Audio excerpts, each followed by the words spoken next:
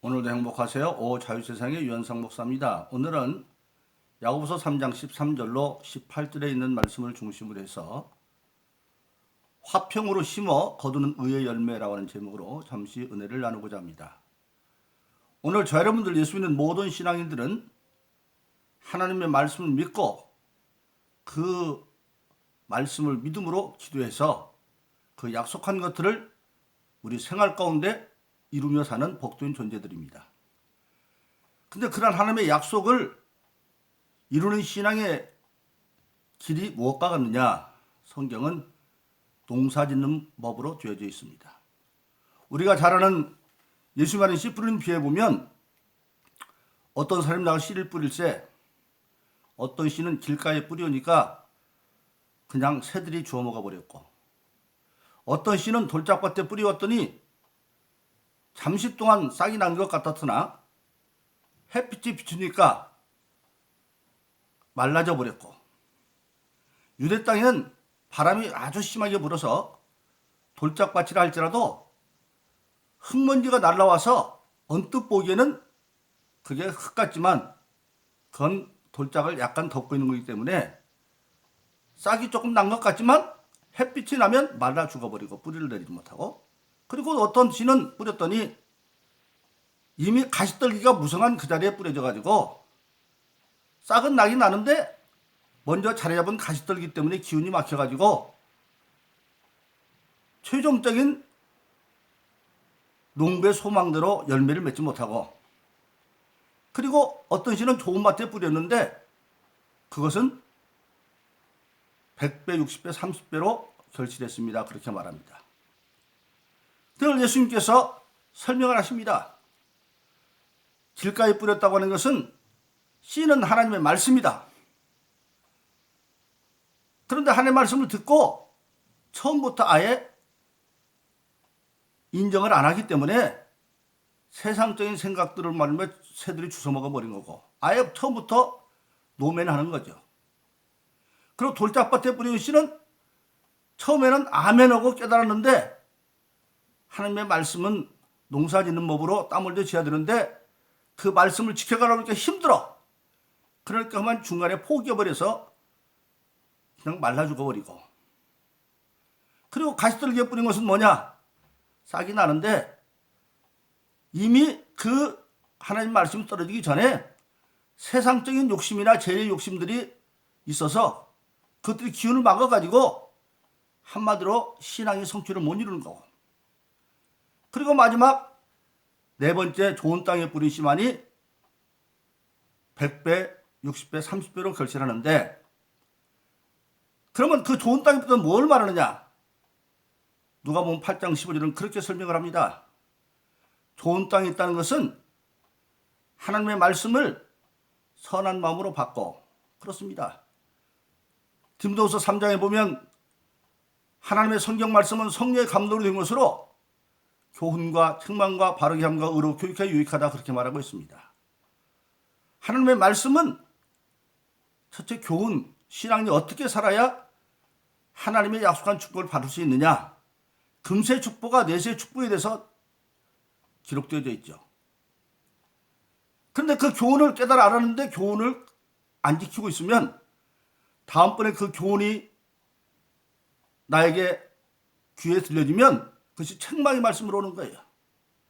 예를 들어서 주일 성수하라는 교훈을 알고 있는데 주일을 성수 안 했어요. 근데 마침 교회에 나갔더니 그날 주일 성수에 대해서 목사님이 설교하시면 그것이 자기의 책망으로 오는 겁니다. 근데 그 책망도 은혜를 받는 거예요. 왜?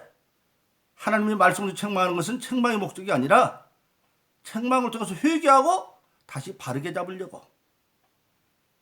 그래서 바로 잡아서 다시 의로 교육하여 유익하니 다시 교훈으로 돌아온 것이죠.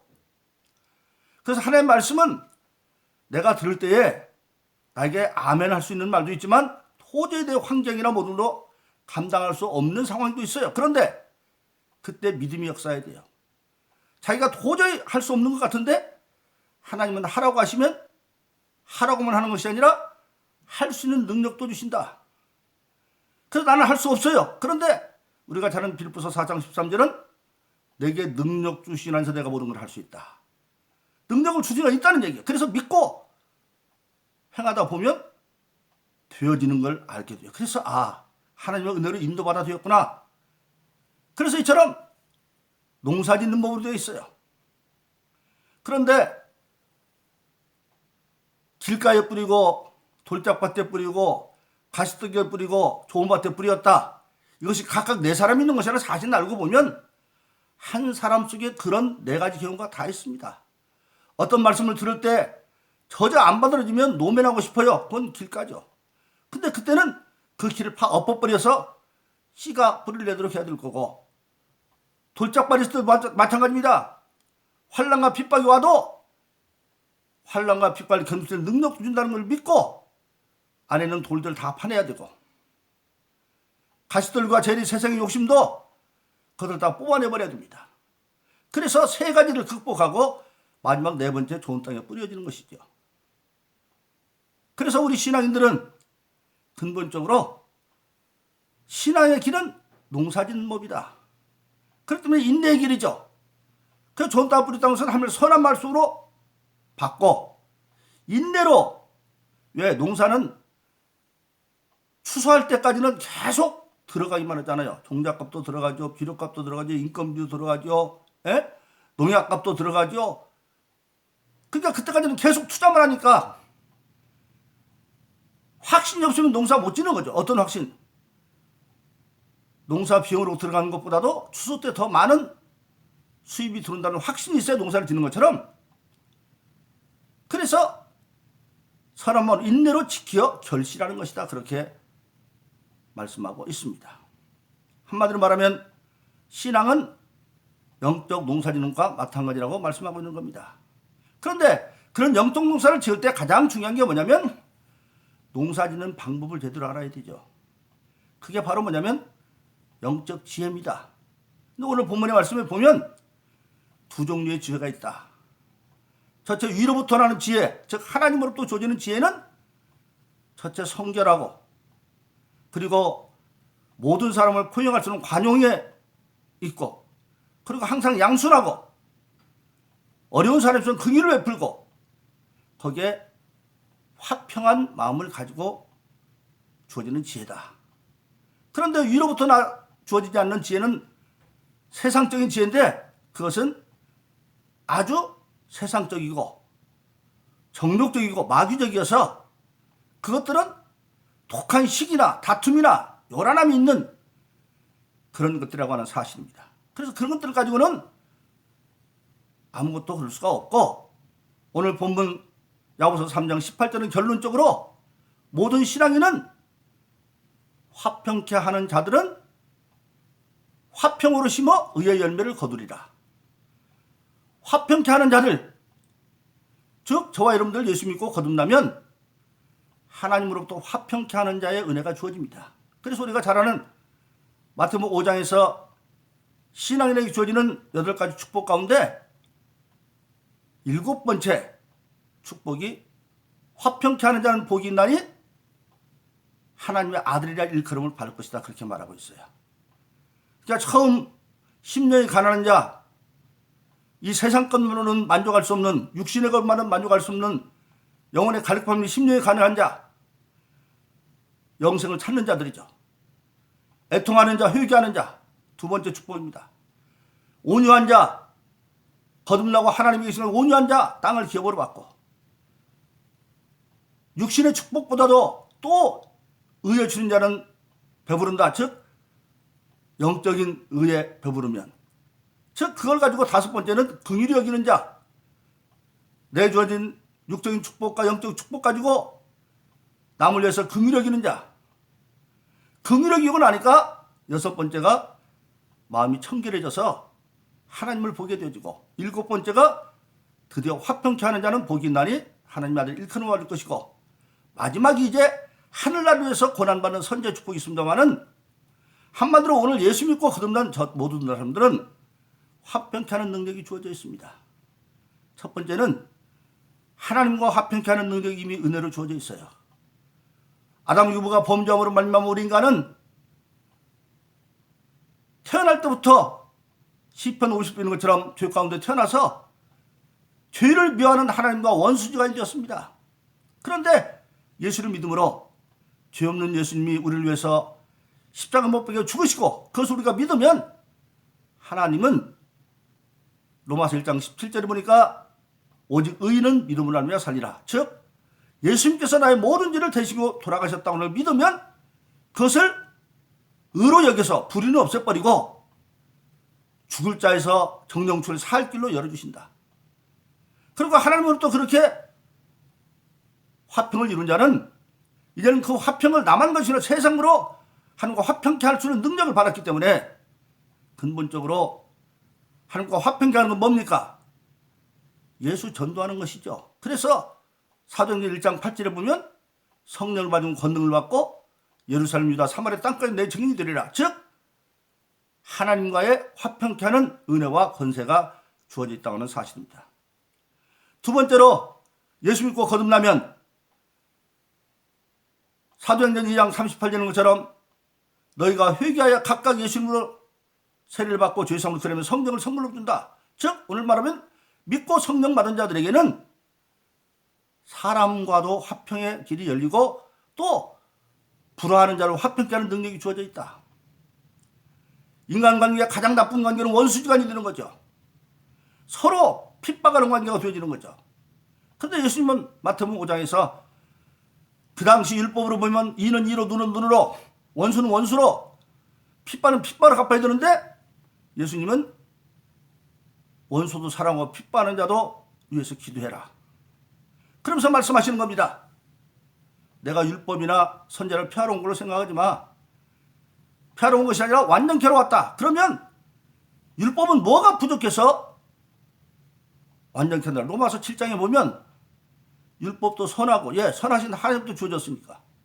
율법도 거룩하고 거룩한 하나님도 주어졌습니까?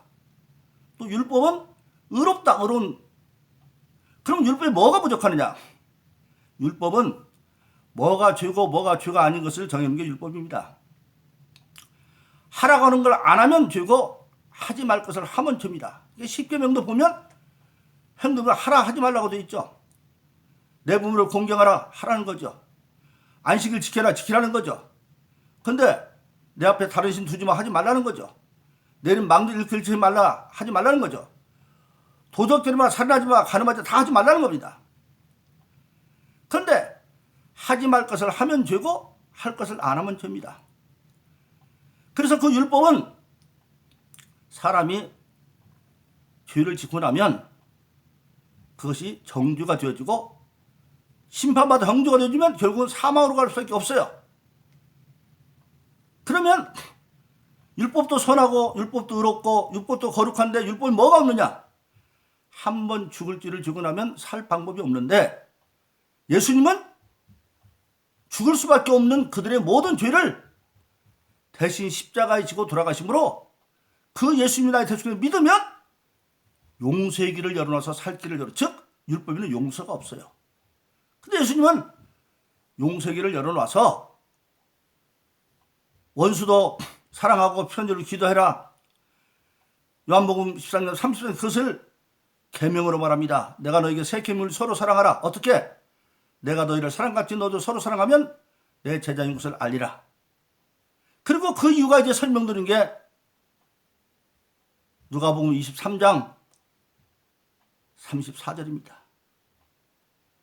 예수님이 지금 십자가에 달려 있습니다.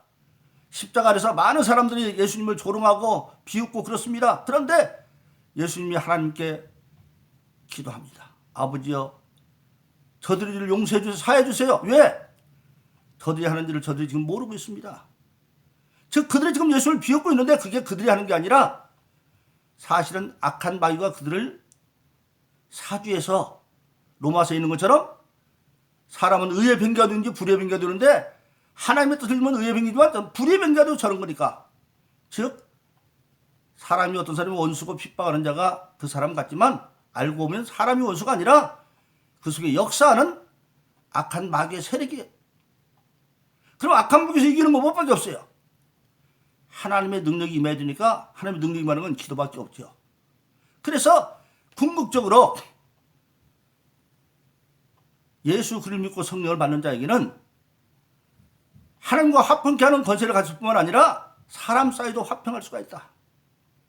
근데 그걸 예수님만 했으면 그건 예수님이 하는 일 하겠는데, 예수님이 일찍이 요한복음 13장 11, 14절에서 믿는 자는 예수님이 하는 일 한다고 말했거든요. 근데 그거를 최초의 교회시대에 순교된 스데반이 순교하면서 똑같은 기도를 합니다. 예수님처럼. 내 영혼 부탁합니다. 저들의 죄를 저들에게 돌리지 말아라고 얘기하는 겁니다. 그래서 예수 믿고 성령 받은 자들은 최악의 원수 같은 사람들과도 화평을 이룰 수가 있고 화평케 하는 권세가 주어져 있다. 그리고 마지막으로 예수 믿고 거듭난 자들은 창세기 3장에 보면 아담과 범죄함으로 말미암아 하나님은 선고합니다. 에덴 동산 그 존에 쫓겨난 아담에게 하나님은 이렇게 선고합니다. 네가 네 아내의 말을 듣고 내가 먹지 말은 선악과를 먹었은즉 땅은 저주를 받아 가시는 물과 엉겅퀴를 내고 너는 그것을 수고해야 먹고 필경은 흙이 흐르러갈지라. 인간이 사는 땅이 엉겅퀴와 가시가 있는 땅, 고난의 땅입니다. 이 땅은 지금도 예수 믿는 사람 마찬가지입니다. 예수 믿는 모든 사람들은 환경은 그런 환경이 똑같지만 다만 그것을 극복할 수 있는 은혜가 주어져 있는 겁니다. 환경과도 이제는 화평할 수 있는 길이 열려 있어요. 그래서 우리가 잘 아는 에베소서 6장에 보면 하나님 주신 전신갑주 가운데에 머리는 구원에 두고 가슴은 의의 흉배, 한 손에는 믿음의 방패, 한 손에는 성령 하나님 말씀, 허리는 진리의 허리띠, 그리고 마지막에 평화의 복음의 신발을 신으라, 그렇게 말하고 있습니다. 아무리 엉겅퀴고 가시가 났어도 평안의 복음의 신발을 신으면 그 환경이 나를 어떻게 하지 못한다는 겁니다. 우리가 월남전에 파병했을 때 최초의 미군이나 우리 한국 병사가 총 맞아 죽은 사람보다도 베트공들이 밀림에 대창에다가 독을 묻혀서 놔서 가다가 그게 발에 찔려서 독사으로 죽는 더 많았다고 합니다. 그걸 극복하기 위해서 장구라를 만들었는데 장구라를 만고 들어가기 더 이상은 대창이 뚫을 수가 없어요. 바로 그 장구라처럼 세상은 엉겅퀴와 가시가 있지만 그것을 극복할 수 있는 평안의 복음의 신발, 그런 환경이 일어나도 제자들이 예수님 모시고 배 타고 가는데 바람 불고 풍랑이 일어 배가 난파 직전에 있지만 주님 깨우니까 주님이 그것들을 부드니까 잔잔해지지 않습니까? 즉 예수님이 기도함으로 극복할 수 있는 길이 열려있다고 하는 사실입니다. 그래서 우리 신앙인들은 오늘 본문에 있는 것처럼 하나님과 화평하는 은혜가 주어지고 화평케 하는 권세가 주어지고 사람 가운데 원수조차도 이해하고 변화시킬 수 있는 능력이 주어지고 어떤 환경도 다 이길 수 있는 환경이 주어져 있기 때문에 세상적이고 정욕적이고 악한 자들은 시기가 나서 왜? 지가 먼저 큰 값 놀라니까. 그런데 신앙 안에서 그걸 모든 걸 극복하고 오직 화평으로 심어 의의 열매를 거둔다. 의의 열매는 뭡니까? 하나님의 말씀의 열매, 즉 하나님의 약속한 말씀들이 내 삶에서 금세에서도 열매로 나타나고 내세에서도 영생을 얻을 수 있는, 즉 마가복음 10장 29절에서 30절의 말씀이죠. 나와 복음을 위해서 아비나 어머니나 형제나 자매나 자식이나 전토를 벌인 자는 땅에서도 백배를 받고 핍박을 겸하게 받되 내세의 영생을 얻지 못하는 가 없느니라. 할렐루야. 하나님 말씀을 믿고 그대로 행하면 핍박도 오지만 결론적으로 과정이처럼 땅에서도 씨 뿌리는 비유처럼 백배나 얻고 내세의 영생도 얻을 수 있다고 하는 사실입니다. 그러므로 저와 여러분들은 오직 이미 예수 믿고 성령을 받아서 화평케 능력을 받았으니 사람을 전담으로 하나님과 화평케 하고 사람들 가운데도 시기하고 질투하는 자들에게 기도하고 권면해서 화평케 하고 또 모든 환경이 어려워도 믿음을 가지고 극복함으로 화평으로 심어 의의 열매를 거두는 삶 가운데 하나님 말씀의 축복의 열매를 거두는 그런 승리의 삶 살기를 예수 이름으로 축원합니다. 오늘도 행복하세요. 오자유사생의 윤상 목사였습니다. 감사합니다.